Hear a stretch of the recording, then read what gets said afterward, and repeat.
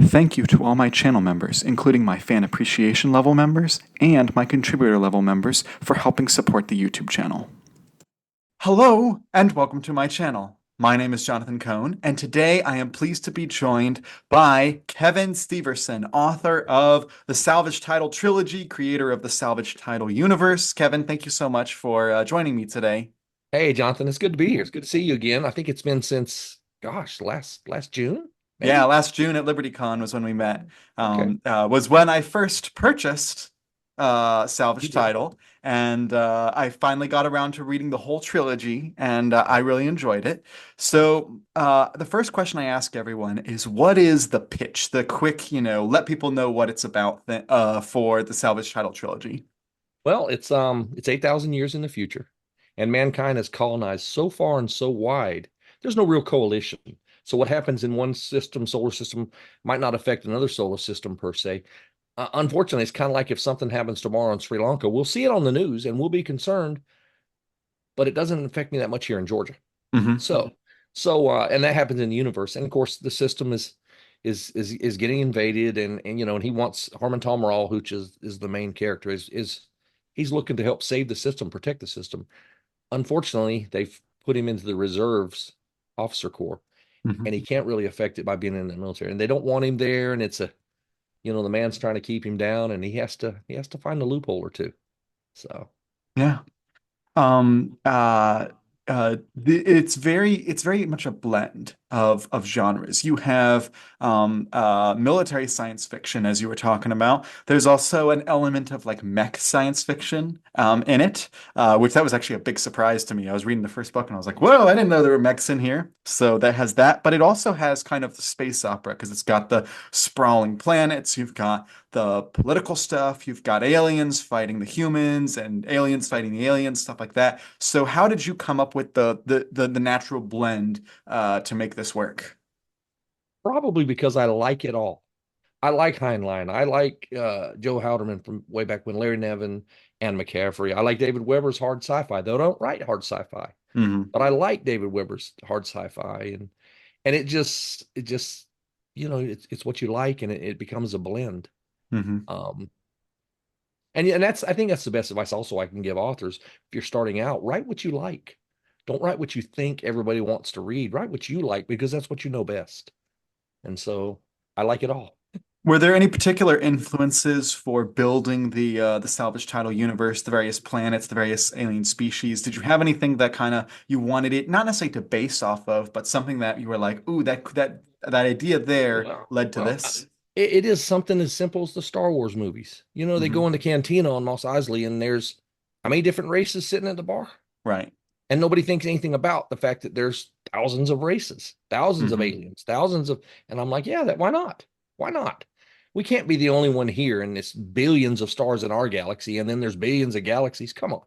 So there we go. Now, you talked about the main character, Harmon Tomaral, who seems Right, to have two reactions. Either everyone loves him and they become an ally and they end up helping him save the day, or right. they hate him and they want to kill him. So, what is it about Harmon that, both endears him to his allies and endangers him to his enemies? Well, he's an honest guy, and if he's your ally, he's your ally. Hmm. Period. And I think it's the aliens, the enemies, they realize that, they can't get to him any other way. They either have to be with him or fight him because there's no other option because he's not going to give in. He's not going to cross his own principles. He's not going to do those kind of things. And so it's love him or hate him. So Yeah. We were talking before we started recording about how this series just has an electric pace to it, and you feel like every chapter has something going on, and you are just moving it so fast. And the books themselves are short, with yes. it's not the longest word count in each book, but but it is even enhanced by just how the speed that the story is going through. How do you, as a writer, make sure that you keep that speed up the whole time? How do you keep away from like slowing down too much? Well, I like the fast pace. I deliberately wrote them that way. It's my deliberate style. Studied it for a while as I was a reader until I retired from the military and was able to write. And I knew I wanted to do that. And I call it, and I've joked with some other authors, and we've talked about it. I call it complex simplicity. Hmm. I write simply for the average person to be able to read. You don't have to have a degree. You don't have to, you don't have to have an IQ of 140 to read my science fiction books. It's deliberate. And I want it to be fast paced. I want you to pick up that book on a 9 o'clock on a Tuesday, thinking you're going to read a couple chapters. Hmm. And at 1:30 in the morning, when you're finished with the book, you're mad at me because you have to work in the morning. But you're also thinking about grabbing the second book the next night. Yep. And it was written deliberately, chapters in that way deliberately. Yes, I complete a story in each book, but it also lets you know, hey, there's another book in this trilogy, Hmm. because I don't want to leave a cliffhanger per se, Yep. but I will leave cliffhangers between chapters. Absolutely. You're not folding that book up and setting it on the dresser. Yeah. So And I thought it was so interesting, the concept of like the building of the of Tom Earl's empire. I guess not an empire, yes, but like yes, building his group because, and you can kind of infer what this is going to happen with the titles of the book. But the first book's about the ship that he has, the salvage title, and then the second book is about him assembling a fleet with salvage fleet, and then the third book's about the salvage system. He takes over a whole system. This kind right. of building concept.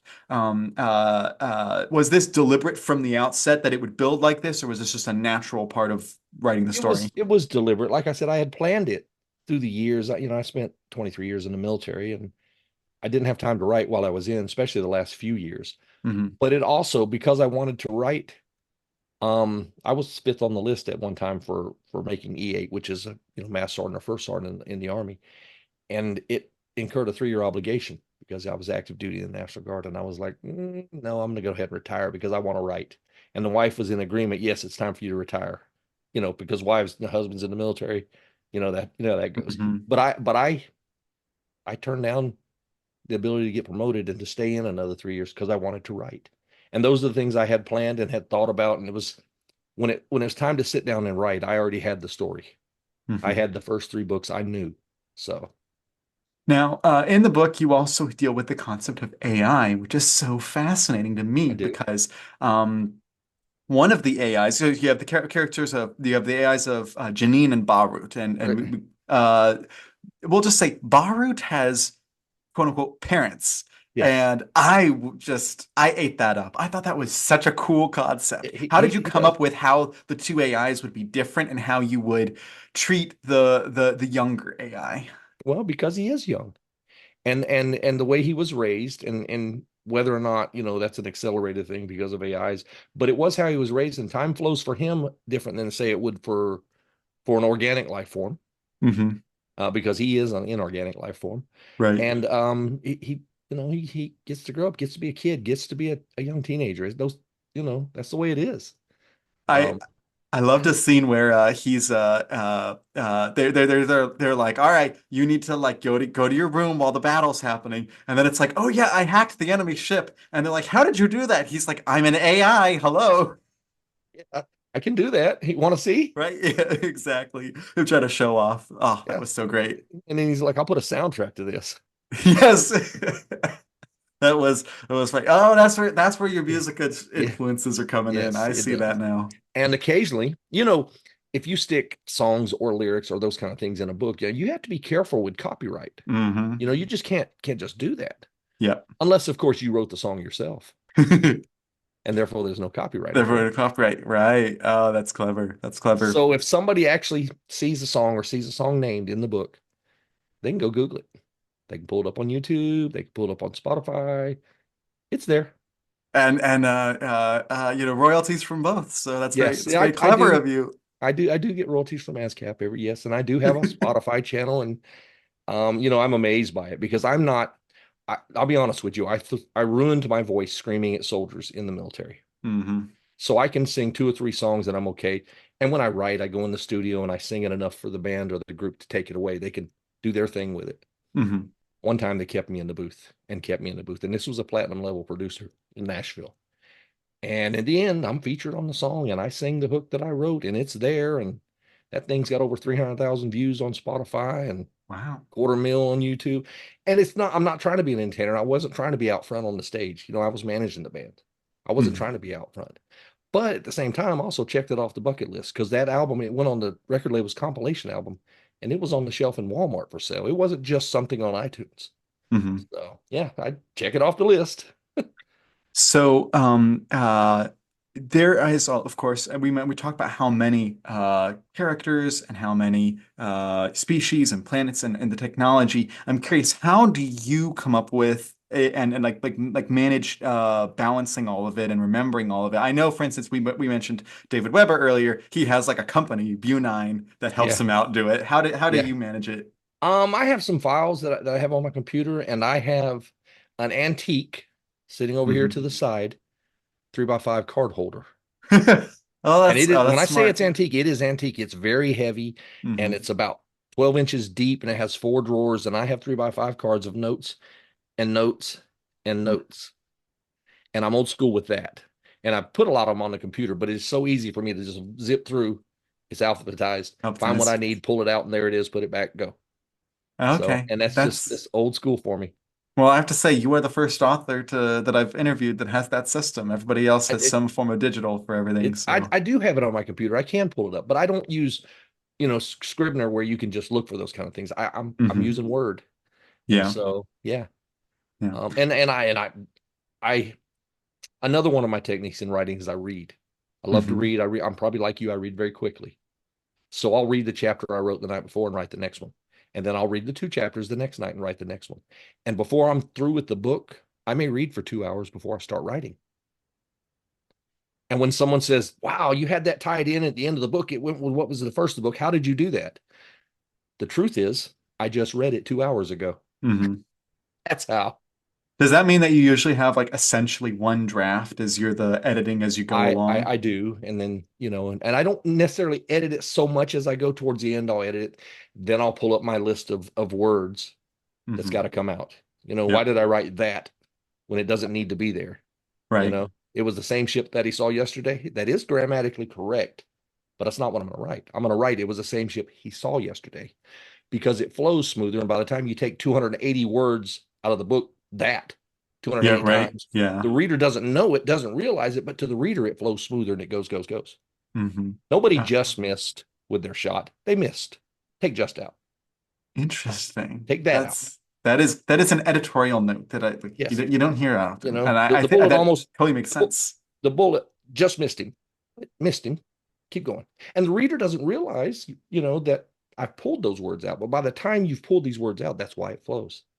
Interesting. Complex S- simplicity. Yeah, yeah, that's where it comes in. So, this trilogy, started out as just this. And Sure. was it, by the way, quick question, was it always through Chris Kennedy Publishing? Yes. Okay. I am the unicorn, and I will go ahead and explain that.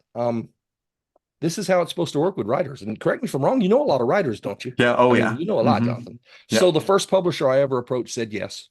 And the first thing published came out, and about 2 weeks later, it was ranked 650 on all Amazon.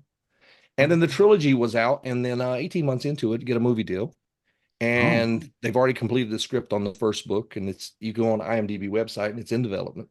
The scriptwriter has credit. I can write the story. I can't write the script. I'm not in the Screenwriters right. Guild. Hmm. That's Yep. Hollywood. And so, 17 novels since 2018 and 33 short stories, and never been told no. That's how it works, right? Isn't that how that? No? No, that's not how that Wow. works. That's what happened. And I've had, Larry Correa laughs at me. Shut up, Kevin. Right. The truth is, I spent 6 months doing research right before I completed my first novel. And I Hmm. looked if I wanted big press, if I needed to get an agent, if I needed a publicist, if I wanted a small press, if I wanted to self publish, what I wanted to do. And I decided on a small press. Well, now let me start looking at all these publishers. Oh, Chris Kennedy is retired military just like me. I love what Hmm. he writes. Yep. I love what he put out. Four Horsemen, love the universe. Let me Hmm. message him. Oh, Chris Kennedy has a book on how to self publish step by step. Nice. Let me shoot him an email. By the way, I'm going step by step. This is where I'm at in your procedure, unless you'd like to take a look at my manuscript. And Chris is like, what? Send it. And of course, he liked it. And so it went from there because Chris is not going to publish something he doesn't enjoy reading himself. He's Hmm. just not going to. But I did sort of ask him to put his money where his mouth was. Hmm. So, We joke about that and we laugh about it, but he enjoyed it, and he was able to work with me, and the suggestions he had, I was no problem. Roger that, sir. mhm. So Yep. So, it started as the trilogy, and then you have since had a kind of shared universe develop Right. where a bunch of authors have contributed, whether it's short story collections or whether it's novels by Right. a single author or multi-author, and that's the whole, from what I understand, the Coalition series Right. in the Salvage Title universe. How did that come about? How is that like this is all a lot of this is technical questions. How did that come about? How do you guys manage this whole So overarching series? after my trilogy, I wanted to do an anthology, and so I invited, authors that I enjoyed their work and friends in the business to submit a story. And a couple of them were really good, really good. So Hmm. then it was time to talk to Chris and talk to that author, Alex Rath. He had a story with the serpents and the Hmm. serpents, and it was Serpentis is actually how he calls the race. But it was a really good story. He's ended up writing a trilogy. Um, David Allen Jones, really good story. He Hmm. wrote a trilogy. Um, Matt Novotny has a really great book in the universe. Melissa Olthoff, my Hmm. son Nick Steverson writes, and he's Yep. written several in my universe. He's written a trilogy, and he's written with Melissa, and he's written some other things. But he listened to him at his job, and he listened to the Audible, and he'd call me or he'd message me, "Hey, you should have a race like this. You should have a dragon race. That would be really cool if you had a race that was descended from dragon." And my answer to him was, "Write it."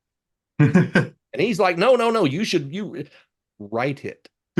And he wrote it. And now he has multiple books, and he's a really good author. And I like to say, you want your kids to be better than you. I think he's a better author than I am. His Hmm. style is different than mine. But yeah, he ends up writing in it too. And so now there's 30 books in the universe. Um, and several people have sent them in there, but they're trilogies, they're their stories. There's a meme floating around, especially in the CKP, and the meme is a picture of me, and it says, "Cool story, bro. Now you owe me a trilogy." I can guess who probably created that meme, knowing the people involved.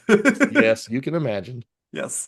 But you talked about writing with your son Nick, which is perfect segue because you guys have the newest entries in the Right. Salvage Title universe are the novels Salvage Purgatory and Sure. Salvage Harbinger, which are the first two books of a trilogy called The Invasion.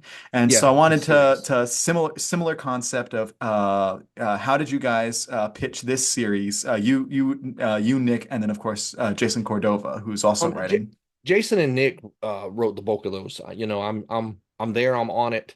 A little tweak, a little here and there, but that's those guys' good work. Okay. Really, really good writing.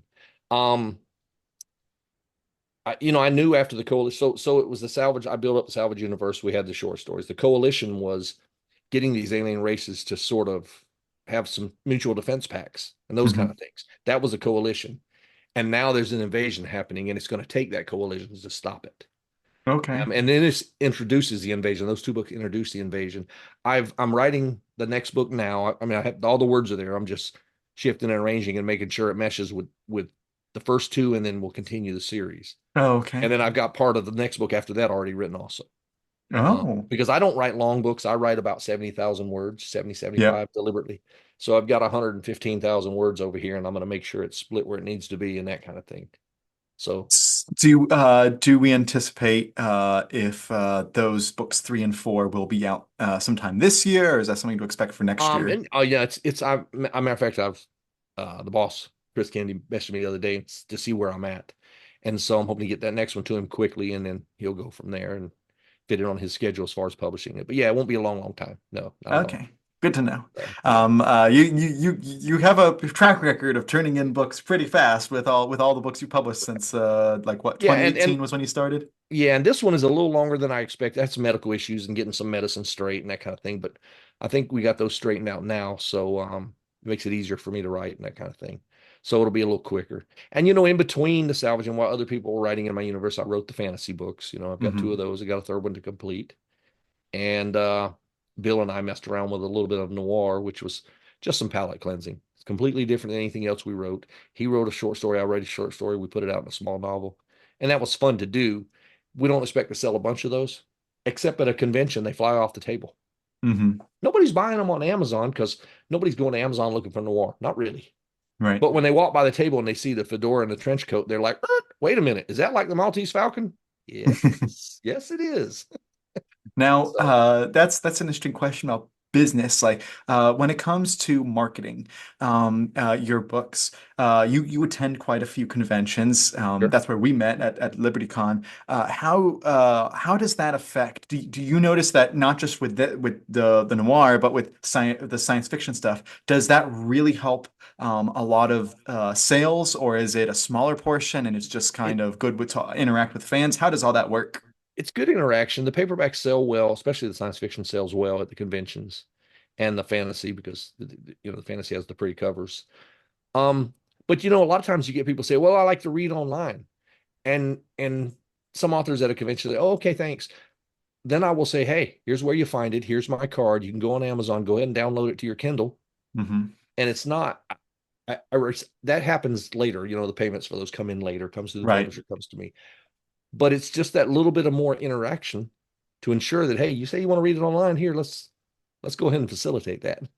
That And seems then, It so seems like that should be the an industry standard that at the tables you should have like a little card with like a QR code to say, "Oh, do you yes, want the ebook version? and Here." a lot of people are starting to do that now. Some of the authors and authors within the CKP community are doing that now, and Hmm. they click on it, and there it is, and they've got it, and so it works that way. Because not everybody, uh, you know, I see you got books behind you. You see I have Hmm. books and books stacked. Not Yeah. everybody can do that or wants to do that, and they want it Right. in their hand. They travel, Hmm. so and that's fine. I There's something about holding a book that I prefer, but I understand they want to read it on their Kindle, and there's a time for that. So As an author, or for me as like a promoting books, I'm like, I'm not a ebook reader. I only do it if it's like a I'm forced to, or like that's the only way I can read it or something. I flying do or it for something, that, right? But I understand for others. Like I'm not gonna stop you from reading it because hey, right? that's still a read, and the author's still probably Yeah, that's still as valuable almost yes, as a paperback would be. sure. It's a little less, but it's still more people can do that. So Hmm. everybody has a phone. Right. Not everybody has a bookshelf full of books. Right. Yeah. So there you go. Um, One of your friends, William Allen Webb, oh, Bill, yeah, messaged me. He knew that I was going to be interviewing you, and sure. he said, "Be sure to ask Kevin about the female bodybuilder story from LibertyCon a few years ago."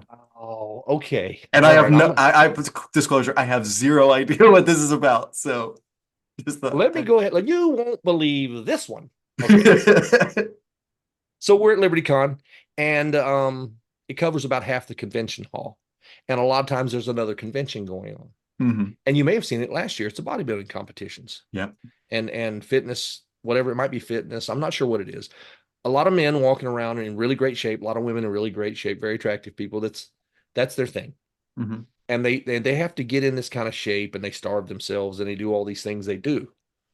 Well, it was over. It was a Sunday. I'm sitting on the couch around the corner there in the lobby with my wife and a few other authors. And a very pretty woman comes in. She looked South American, maybe Brazilian, I'm not sure. Long black hair, very pretty, very beautiful, in excellent shape, still in her small clothing from the show. She's carrying a box. She sat down, smiled at me and the wife, didn't say a word, opened the box, reached in and grabbed a hunk of chocolate cake and just gone. And no fork, no napkin, licking fingernails, pretty long fingernails, ate it and looked at us and smiled kind of sheepishly. Then she reached in there and grabbed a chocolate muffin and did the same thing. And then one more muffin. The wife and I had no idea where this 130-pound woman was putting all this, but she was getting in all the carbs that she missed out on in the last 6 months and had no qualms, was not embarrassed, didn't use a napkin, didn't use a fork. And it was, I've never seen anything like it. And I spent 23 years in the military. Wow, it, that's it funny. happened. We were there, and the wife was looking at me. I looked at her, and she just smiled at us sheepishly, like, she got her carbs in. I'm gonna be looking to see at next year's LibertyCon for to see if anybody else is down there in Yes. the convention Yeah. besides our people. Yeah. One year it was hunting and all that kind of expo. So it was a different crowd. But when it's the bodybuilding crowd, watch them on Sunday because it's over with and they get to eat and they're going to eat. Are you going to be at LibertyCon this I upcoming am. year? I am. Okay, wonderful. Yeah. I'm going to. I'm looking forward to trying to cover all the panels and stuff with it. Is there a particular panel besides the ones that or you're on or promoting y'all's books? Is there a Right. particular panel that you always like attending at LibertyCon? I mean, it just depends on who's there, who's the guest. I always like to see the big guest panels. Bill and I give a panel that's not about our particular universes. We give a panel on how to weasel your way into a shared universe, which Interesting. other authors and people that want to write, the reason they should try to get in on an anthology is because someone might like me, might like your story and invite you to write a book in the Salvage universe. Hmm. And then as soon as you nod your head yes, I'm like, nope, but I need a trilogy. And then I got you. So, but yeah, that's one of the panels we like to give. I'll, I'll be teaching that. As a matter of fact, in June, the week before LibertyCon, I'll be at the Southeast Writers Association convention. That's a big organization, been around 50 years, Hmm. and they do it on St. Simon's Island. And they've got me there as faculty this year to teach a few classes. I'll teach that. I'll teach guerrilla marketing, and I'll teach you know basic science fiction, how to write science fiction, and the differences in space opera and science fiction and the hard sci-fi, just all the different things. And that Well, convention is not necessarily readers, that is people in the science Southeastern Writers Association. So mhm. Okay. If people want to find you online, what are the best places to follow you or keep track of when your new books are coming out? wow. Not that it's egotistical to say, I'm trying not to be, but if you just Google Kevin Steverson, bam, it all pops up for like 3 or 4 pages. But it's Kevin Steverson on Facebook, and it's Kevin Steverson on Instagram. And then the name, same thing with Twitter, Mhm. same way. Even though the actual handle on Twitter is Call Me Cathead, because that was the nickname I had in the military, was Cathead. So, Okay. Southern Biscuits, being from the South, the whole thing, I guess, the green eyes, I don't know. Some sergeant pinned it on me. So, You get to choose those nicknames. well, no, he's trying to call me Cat Stevens, and he was also talking somebody Oh, he that's called right. Big, Oh, I get it. and he tried to call somebody else Big Head, and he got us mixed up like you would do your children. And so here's this staff Right. sergeant getting a couple soldiers mixed up, and he was like, "Cathead, come here," and that was it. It stuck. So, Interesting. Well, I was stuck with my nickname for a while at my workplace. My dad was worked at the same place, and so I was fresh out of college, and I was teaching at the same school. So the teachers called me Baby Cone oh, because I was the younger one. And thankfully, I switched to a different position, and my new boss said, "I am never calling you that." And I was like, "Yes, I got away from that nickname." you still teach, or you? Oh yeah, I still teach. I was teaching elementary. Now I Sure. teach high school, Okay. which is a much better system. It's in I Georgia like it. also, isn't it? It is in Georgia. Yeah, I'm actually, you could talk about all this military stuff. I live just a few minutes away from a military base, Fort Benning. Well, Fort Moore now, but Fort Benning. Yeah. So I'm used to it's funny hanging out at science fiction Yeah. conventions with these military sci-fi authors because I'm Right. like, hey, I feel kind of at home because I at my church, I'm the only non-military person in my Wow. small group. Okay. Yeah, because I was there for 10 years down there and lived. My wife is from Phoenix City. Oh, And okay, I yeah. was instructor at Fort Benning in the 29th Infantry down there for a long time. And so, yeah, I lived in Columbus and I lived in Phoenix City. And then from there, moved up here to Georgia. I was active duty in the National Guard. They moved me up to Athens Mhm. so I could be an instructor in ROTC and be the liaison for the Guard. So for 5 years, I was part of faculty staff at UGA. And I had season tickets for football, but I suffered through it. I had to sit all the way up on the 14th row on the 20-yard line. But but I Yeah. but I dealt with it. It was okay. Oh, you're so tough doing Well, that. and listen, a couple times I had to lead the color guard out and had the soldiers doing the color guard, the cadets. Oh, that's you, the And poor and I had thing. That's yes, and I terrible. listen, I had to watch the game standing on the field on the sidelines. But I had to stand the whole time, so I watched it from between the hedges. But I did have to stand. There's that. I You're mean, so unlucky. yeah, I know. It was one of those things. That was so many years. Gosh, that was 2005 to 2010. I'm getting so old. Yeah.